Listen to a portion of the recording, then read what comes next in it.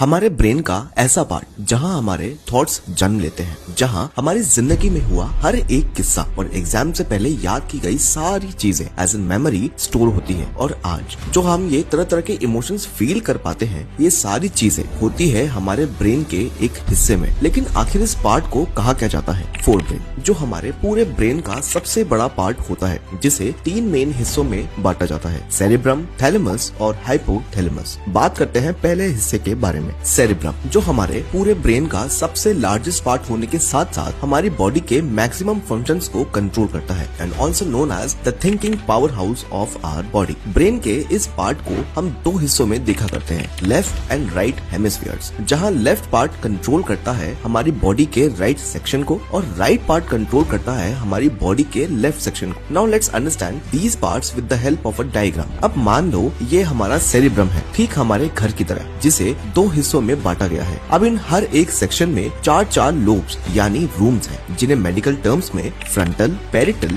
Temporal और occipital lobe कहा जाता है। अब अगर हम इन 4 लोब्स यानी रूम्स के ऊपर एक छत डाल दें, तो इस छत को कहा जाता है cerebral cortex, also known as the outer covering of the cerebrum.